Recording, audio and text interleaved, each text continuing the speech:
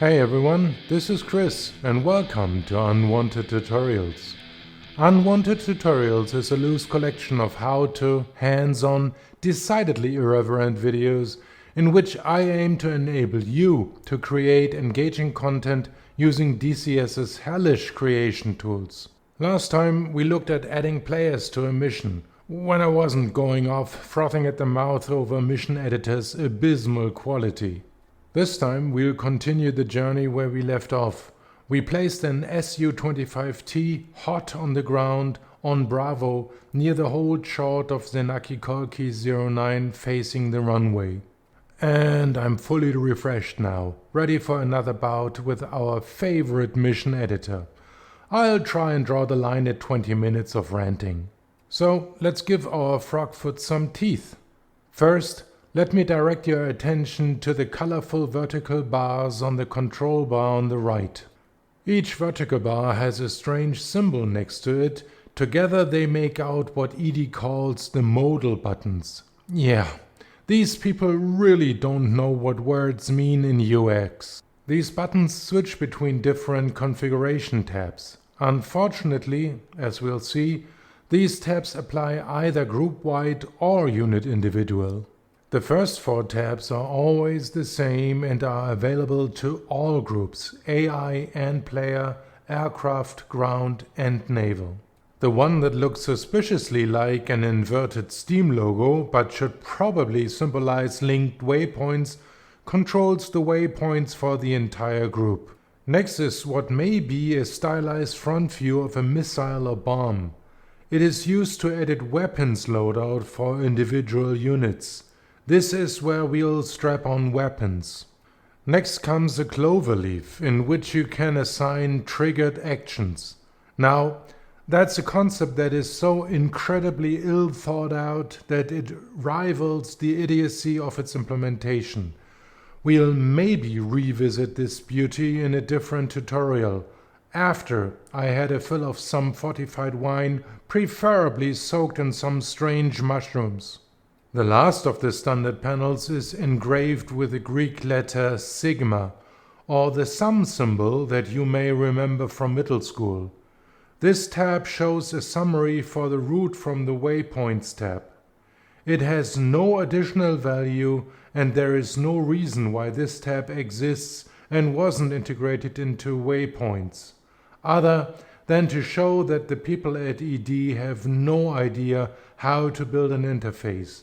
A clown show. There may be additional tabs on the right. They show up depending on the type of aircraft or if the selected unit is player controlled. Yeah, right. The UX idiots strike again.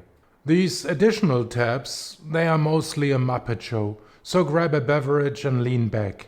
Most, but not all of these additional tabs are only available for some aircraft. For example, A10C2, and if the unit in question is player controlled. So here's what you may get. A scanned pyramid, inertial nav target points. They can be used in some aircraft types with inertial navigation system. This may be useful on some type-specific missions. They have little use anywhere else. Waypoint properties. This was likely introduced so ED can sell the NS430 module. Pitiful, has no real uses since you don't know if your players have that module. It also has limited uses for a select number of aircraft types, for example A10, but it is available to all player aircraft on the off chance that they have the NS430 module installed. Radio presets. An antenna with emanating waves. You can use this to set up the many radios of an aircraft. Although a good idea in principle, implementation is a bad joke. You can't easily copy-paste from one unit to another, and since ATC in DCS is worse than non-existent, there is currently little use in ever using this panel. Until ATC and the interface for this panel significantly improve, this panel is worthless for large-scale missions. Data links. Some random shapes sitting around. an undercooked feature that allows some aircraft types to exchange data between cockpits. As with most type-specific features, this may only be interesting for type-specific missions. Aircraft additional properties, 3 dots. A catch-all to edit some cosmetic and other aircraft-specific items. Varies greatly in usability and is the only important tab from the perspective of complex content designs. Remember that this tab is unit individual. Data cartridge. It looks like a stylized USB stick. A really crappy system designed by ED to pass data to some aircraft. As if we don't have mission editor for that. It's incredibly idiotic with, if you can believe that, worse implementation. ED would have better spent the funds to develop this on teddy bears. It's an ineptitude straight flush. A complete failure in design, implementation, quality, API and documentation. Goodness! Luckily, ED and their community managers spent only a couple of years advertising this as an upcoming feature. Sheesh! For our purpose, we luckily only need the weapons tab. Since our group only consists of a single Su-25T, we don't have to take some special precautions, so click on the stylized missile to switch to the weapons tab. Note that the left part of the screen is now taken over by a new interface. The upper part shows the frogfoot from the front. The lower part features a table filled with strange icons and cryptic lines. Look at the top row labeled Mission Payload. This is where you choose the weapons that you strap onto the frogfoot. Now, before we continue, a warning. The weapons interface is almost entirely non-standard and hates you with a vengeance. It is easy to make permanent errors that persist through game restarts until you perform a full DCS reinstall. This is not a joke, so tread carefully. This is an ED product after all. Quality is shite, and you have been warned. Now, Mission Editor assumes that you, the mission creator, knows by heart what each weapon system is and how they interact with the aircraft's avionics. So make sure that you know what a Phantasmagoria pod is and which other weapons you need to strap it on to use it, because Mission Editor will not tell you. That encyclopedia that comes with Mission Editor? Good one. A waste of perfectly good electrons, if you ask me. No, it is expected that you, intrepid content designer, know everything there is to know about these weapon systems, and you are left to your own devices, alone, in the dark and rain. To be fair, Mission Editor does attempt to soften the blow somewhat in ED's childishly inept way. Look at the spreadsheet-like lines below the line labeled Mission Payload. Those are ready-to-use layout configurations. Click them, and that configuration is copied to your loadout. Good idea, if only you knew why you would want a particular configuration and what their relative advantages are over the other ones.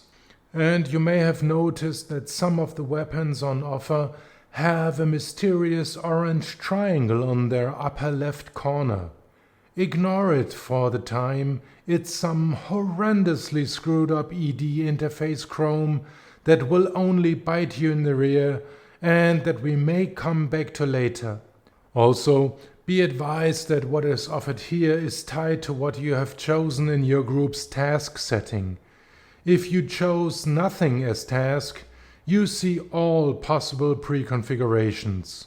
Otherwise, you only see those entries that fit the chosen task. Should you change the group's task now, be advised that choosing a task that is not supported by the current aircraft type, Mission Editor silently, without warning, changes the aircraft type to one that does, possibly destroying everything that you have done for this group up to this point. Remember that there is no undo in Mission Editor, because this is usually the moment that you do. Since we have nothing to lose, change the task to AWACS. Suddenly, your aircraft is a Beriev A50 mainstay. Not what you want. Remember, no undo. Switch the task to CAS. A hawk shows up. Still not what we want. Now switch type to SU-25T. We now are back to the frogfoot with the loadout preconfigs restricted to close air support.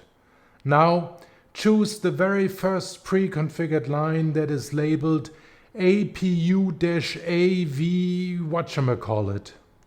Upon click, this configuration is copied to the aircraft, overwriting everything that was there before.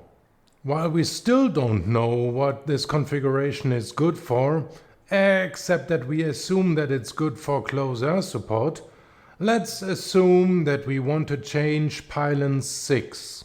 To do this, we move the mouse to the mission payload line and then over the column labeled 6. The mouse now rests over an icon that shows some boxy device that is currently loaded onto pylon 6. Right-click into this box and a pop-up menu appears that allows you to choose between pods and remove pylon. Choose pods and two more choices appear, the Phantasmagoria pod and the Mercury pod. And yeah, although it is currently equipped, the Mercury has no checkmark to tell us that it is currently mounted. At this point, we shouldn't quibble anymore. Choose the Phantasmagoria pod and it mounts on pylon 6 for this aircraft. Now, and just for practice, we change back to the Mercury pod. And this is how you change an individual pylon's loadout. By right-clicking into cells in the mission payload line. And now word of warning, never ever right-click in any other line unless you really know what you're doing. Because that will permanently change the pre-configured lines, and whatever you change there is silently saved into some obscure file deep within the bowels of DCS. If you screw up here, the best approach to come back is a wipe and full reinstall of DCS. Yes, Mission Editor is really that bad. No warning, no undo, and silent full persistence of your screw-ups. Thank you, Eagle Dynamics, for superior quality. I guess that's why I involuntarily chuckle when someone uses quality and Eagle Dynamics in the same sentence. Outside of a terminally flawed loadout interface, there are some other important controls here that I want to touch upon. First, we have the ability to apply paint schemes to the aircraft. A really nice option. Many aircraft come with a host of paint schemes, and here you can go wild. Note that, again, paint schemes are tied to the country that your aircraft belongs to.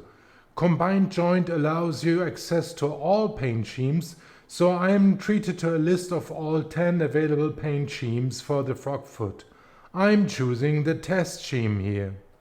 Note that left click and dragging into the upper part rotates the image, allowing you to inspect the aircraft and loadout. Use mouse wheel to zoom. The right-hand side of the screen also gives access to fuel and some other miscellaneous items. Some aircraft are overloaded when carrying a full complement of weapons, and reducing fuel can help them to get into the air. You know that an aircraft is overloaded when total weight goes over 100% of max weight. And yeah, although it looks as if you can change the max weight, This is just crappy UX and an aircraft's max weight is fixed. Here are also controls to change the number of flares and chaff and rounds for the Frogfoot's gun. I'd leave them all at maximum. We have now completed weapon loadout, and with a click on the pink waypoint button, we return to the group's waypoint tab, which also removes the weapons interface. We now have a player Frogfoot loaded out for close air support and ready to go at Senaki 09. Perfect time for me to take a break and heed the alluring call of a siren at home. I'll meet you again soon. Until then, thank you for watching and take care.